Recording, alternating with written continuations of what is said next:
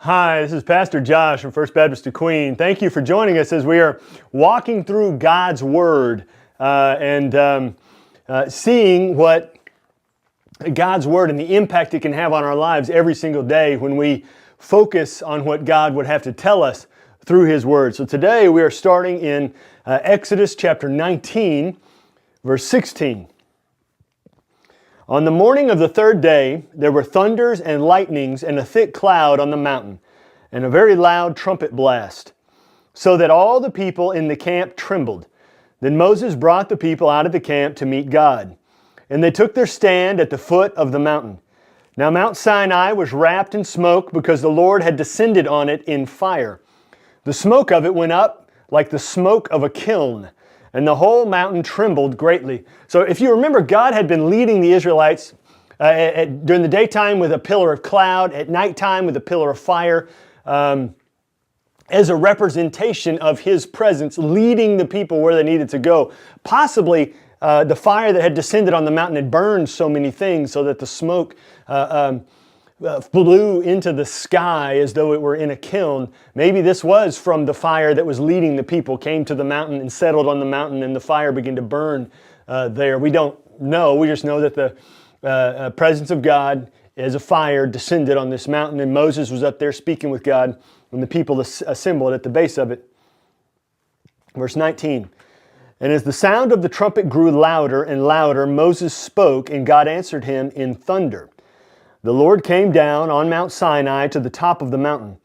And the Lord called Moses to the top of the mountain, and Moses went up. And the Lord said to Moses, "Go down and warn the people, lest they break through to the Lord to look, and many of them perish." So He's saying, you need to go and warn the people not to come running up the mountain. This spot up here on the mountain is just for you, Moses, and then you go down and communicate to the people. We need to have some reverence for the Lord, is what He's trying to tell the people. Verse 22, also let the priests who come near to the Lord consecrate themselves, set themselves apart in a special way, lest the Lord break out against them. Still, again, it is the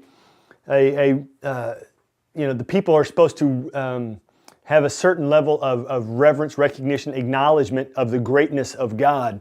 And so this consecration, this setting apart of themselves in this way, is supposed to remind them of how much greater God is. Let's see, verse 23. And Moses said to the Lord, "The people cannot come up to Mount Sinai, for you yourself warned us, saying, 'Set limits around the mountain and consecrate it.' And the Lord said to him, 'Go down and come up, bringing Aaron with you. But do not let the priests and the people break through to come up to the Lord, lest He break out against them.' So Moses went down to the people and told them." Chapter 20. And God spoke all these words, saying, "I am the Lord your God, who brought you out of the land of Egypt, out of the house of slavery. You shall have no other gods before me. You shall not make for yourself a carved image or any likeness of anything that is in heaven above, or that is in earth beneath, or that is in the water under the earth. You shall not bow down to them or serve them, for I, the Lord your God, am a jealous God, visiting the iniquity of the fathers on the children, to the third and the fourth generation of those who hate me, but showing steadfast love to thousands of those who love me and keep my commandments." So He's giving what has been called the Ten Commandments here. Let's see, where did I go? You shall have no other gods before me. Don't make for yourself a carved image. Don't make an idol to worship. Verse 7, "You shall not take the name of the Lord your God in vain, for the Lord will not hold him guiltless who takes His name in vain." That's not simply saying God's name as an exclamation when you smash your thumb with a hammer type of situation. That is in how you act, how you live. That is in what you credit to God, even though it may not come from Him. Don't take His name in vain. Verse 8. "Remember the Sabbath day to keep it holy. 6 days you shall labor and do all your work, but the seventh day is a Sabbath to the Lord your God. On it you shall not do any work. You or your son or your daughter, your male servant or your female servant, or your livestock, or the sojourner who is within your gates. For in 6 days the Lord made heaven and earth, the sea and all that is in them, and rested on the seventh day. Therefore the Lord blessed the Sabbath day and made it holy. You see, the Sabbath day, the Sunday, being Sabbath more being a title than the actual name of the day. The Sabbath day was supposed to be a day of rest, a day of worship, almost like a tithe of the days of the week, that you set it aside in recognition of the Lord and what He has done for you. That He has provided that day of rest. And so you keep it holy, recognizing God for the day and on the day. Verse 12. Honor your father and mother, that your days may be long in the land that the Lord your God is giving you. You shall not murder. You shall not commit adultery. You shall not steal. You shall not bear false witness against your neighbor, that is, lie. You shall not covet your neighbor's house. You shall not covet your neighbor's wife, or his male servant, or his female servant, or his ox, or his donkey, or anything that is your neighbor's. You shouldn't want it to the point of envy, coveting after what they have, desiring it, thinking about it constantly. Oh, I wish I had that thing. Or if I had that thing, I would treat it better than they treat it. I could do so much more. Don't desire something of that nature. Be content with what the Lord has provided you. Verse 18. Now when all the people saw the thunder and the flashes of lightning and the sound of the trumpet and the mountain smoking, the people were afraid and trembled. And they stood far off and said to Moses, You speak to us, and we will listen, but do not let God speak to us, lest we die. They were afraid of the power of God coming to them. Even though they'd consecrated themselves and set themselves apart and recognized the holiness and greatness of God on the mountain, they were afraid of God's power and didn't want to face it themselves. Verse 20. Moses said to the people, Do not fear, for God has come to test you, that the fear of Him may be before you, that you may not sin. And so Moses is reminding that God's not one to be fearful of in that sense. Fear in the sense of reverence, yes, but not fear in the sense of a frightened soul. He says, Do not fear. God has come to test you, that the fear of Him may be before you, that you may not sin, that you may have great reverence for Him, and that may come out in your actions, that your actions may be right and holy and just and not sinful. Verse 21. The people stood far off while Moses drew near to the thick darkness where God was. And the Lord said to Moses, Thus you shall say to the people of Israel, You have seen for yourselves that I have talked with you from heaven. You shall not make gods of silver to be with me, nor shall you make for yourself gods of gold. An altar of the Lord you shall make for me, and sacrifice on it your burnt offerings and your peace offerings, your sheep and your oxen. In every place where I cause my name to be remembered, I will come to you and bless you. If you make me an altar of stone, you shall not build it of hewn stones. For if you wield your tool on it, you profane it. And you shall not go up by steps to my altar, that your nakedness be not exposed on it. So if you're building an altar to the Lord, don't make it with tools. You don't craft the stones. Use the stones God has crafted and bring that and build the altar out of that. Chapter 21. Now these are the rules that you shall set before them. When you buy a Hebrew slave, he shall serve 6 years, and in the 7th he shall go out free for nothing. Now, God's mention of slavery here and regulations for it is not God's endorsement of slavery, saying slavery is okay, it's 100% fantastic. No, He's limiting the oppression the people can put on each other. Whereas other cultures, slavery was unrestricted in a large sense. And so God here is telling them that's not to be the case with you. You're supposed to treat each other better than that. You're supposed to take care of each other in a way better than that. And so if he serves you 6 years, great, but you have to let him go in year 7. Absolutely free. He doesn't have to pay an exit fee. Year 7 hits, he's free to go. That is a grace and mercy and compassion on the believer, the follower. Verse 3. If he comes in single, he shall go out single. If he comes in married, then his wife shall go out with him. So again, you shall not keep his wife. If it's his wife, he can have her. If his master gives him a wife and she bears him sons or daughters, the wife and the children shall be her master's, and he shall go out alone. So it's an acknowledgement that, this was a cultural deal of the day, that it was contractual. I can't say that word. It was almost as though having a wife and children were a part of the servant's duties, if that is given to him by the person he's serving.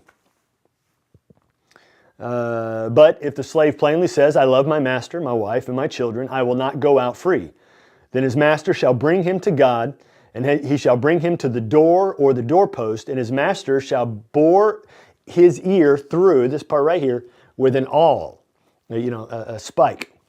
And he shall be his slave forever, as a sign that he's choosing to serve him forever. Now this is a bondservant. This is an image that God uses in the future to speak of those who would serve him. His followers, his believers, would be a bondservant choosing to follow the Lord rather than going out on their own away from God. Verse 7. When a man sells his daughter as a slave, she shall not go out as the male slaves do. If she does not please her master, who has designated her for himself, then he shall let her be redeemed. So again, this is a compassionate remark, even though slavery was a cultural practice.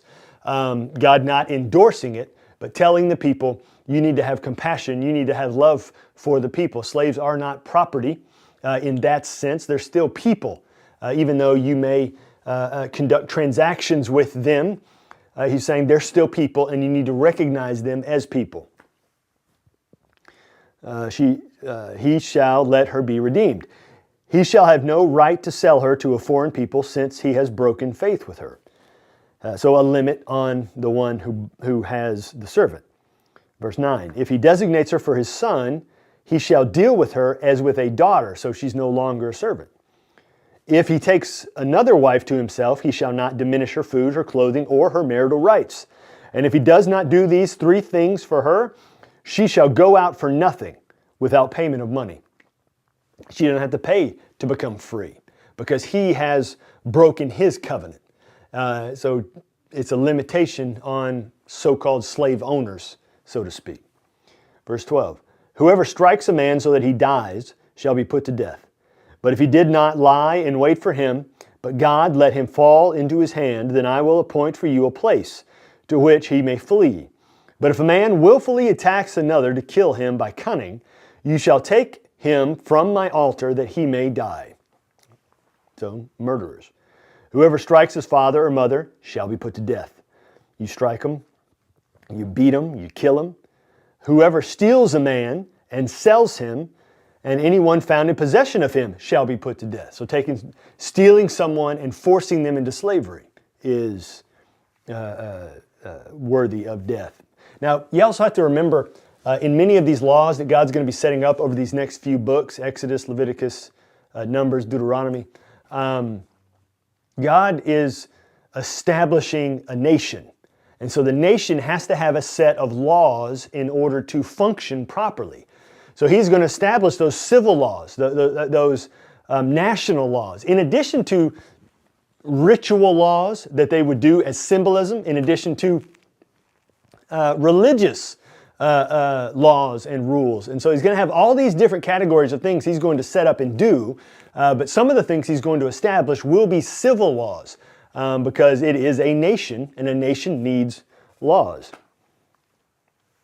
But what will end up happening is the Pharisees will take all of God's laws, whether civil or ritual or religious, and they will deem them all to be religious, spiritual, kind of mischaracterizing God's intentions. Verse 17, whoever curses his father or his mother shall be put to death. When men quarrel, and one strikes the other. So whoever curses his father or mother, this is a sign of great disrespect. You say you need to respect your parents.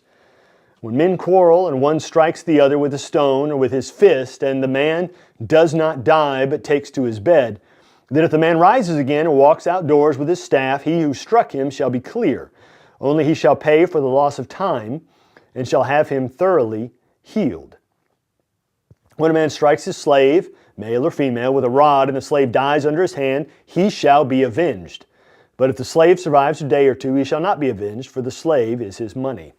So again, they are a life. You killed them, life is taken, your life will be taken as well. Let's go over to Matthew chapter 23. But woe to you, scribes, verse 13, but woe to you, scribes and Pharisees, hypocrites, for you shut the kingdom of heaven in people's faces. For you neither enter yourselves nor allow those who would enter to go in. Woe to you, scribes and Pharisees, hypocrites, for you travel across sea and land to make a single proselyte. And when he becomes a proselyte, you make him twice as much a child of hell as yourselves. Woe to you, blind guides, who say, if anyone swears by the temple, it is nothing. But if anyone swears by the gold of the temple, he is bound by his oath. You blind fools, for which is greater, the gold or the temple that has made the gold sacred? So he's addressing some cultural practices of the day, saying that specifically what he's referring to is that God is more important, that serving the Lord is the most important thing. That God is the supreme, and we need to follow Him directly and have the reverence and awe and respect and love for Him that is due Him. Verse 18. And if anyone, and you say, if anyone swears by the altar, it is nothing, but if anyone swears by the gift that is on the altar, he is bound by his oath. People were trying to create loopholes to get out of promises they have made. Verse 19, you blind men, for which is greater, the gift or the altar that makes the gift sacred? So whoever swears by the altar swears by it and by everything on it. And whoever swears by the temple swears by it and by Him who dwells in it. Whoever swears by heaven swears by the throne of God and by Him who sits on it. Basically saying, just do what you say you're going to do. Don't try to get out of what you say you're going to do or trick people so you don't have to do certain things. Verse 23. Woe to you, scribes and Pharisees, hypocrites, for you tithe mint and dill and cumin, and have neglected the weightier matters of the law, justice and mercy and faithfulness. These you ought to have done without neglecting the others. You blind guides, straining out a gnat and swallowing a camel. You're doing certain things that you think is right, and yet in doing those things, you are neglecting so many more, so many others.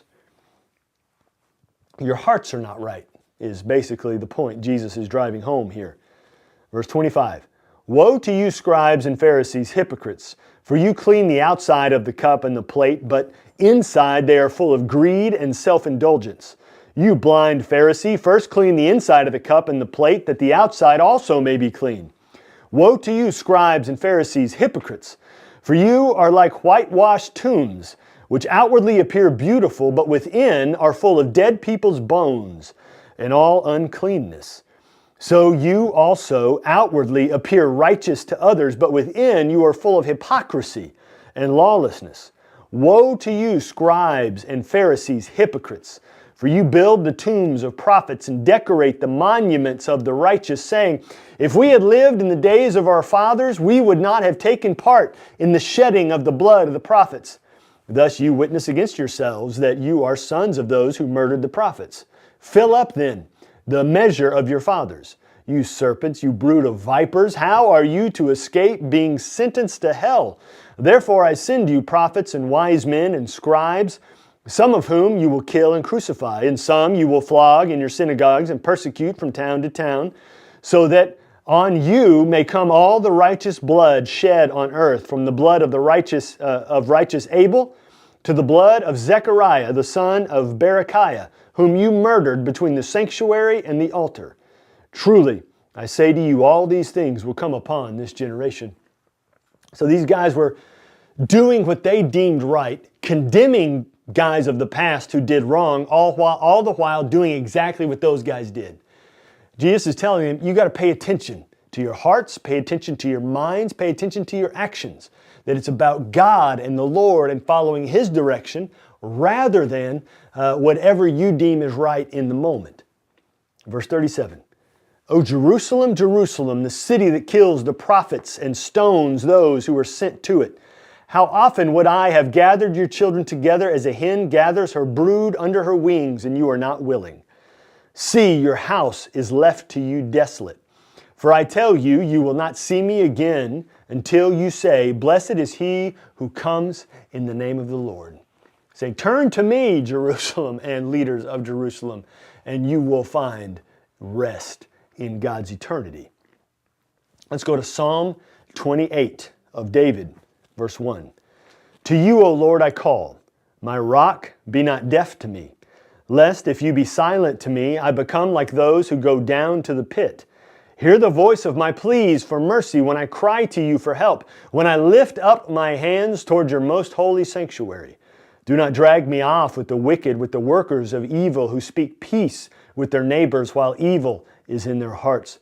He's saying, protect me from those who would say good things but then only do evil and wicked things to others. Give to them according to their work and according to the evil of their deeds. Give to them according to the work of their hands. Render them their due reward, because they do not regard the works of the Lord or the work of His hands. He will tear them down and build them up no more. May justice come.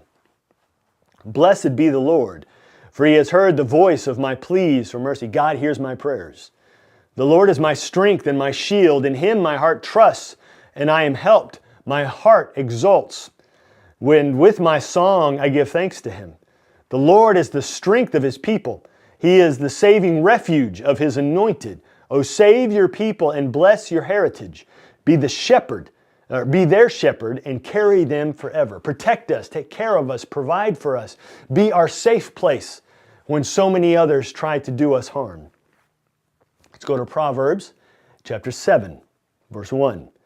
My son, keep my words and treasure up my commandments with you. Keep my commandments and live. Keep my teaching as the apple of your eye. Bind them on your fingers. Write them on the tablet of your heart. Say to wisdom, you are my sister, and call insight your intimate friend. To keep you from the forbidden woman and from the adulteress with her smooth words. So keep the wisdom that God has placed before you. Keep it ever in front of your eyes to protect you from walking down the path towards temptation that would only do you harm and bring you to ruin and destruction. Thank you for joining us as we are journeying through God's Word every single day this year, hopefully.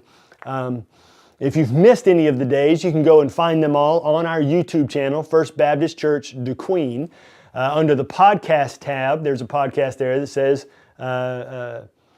Reading the Bible in a Year, and you can find all of them right up to today listed there from day one on through today and get caught up. But I hope you'll join us again tomorrow as we continue to see the full impact of God's Word in our lives as we ingest it and digest it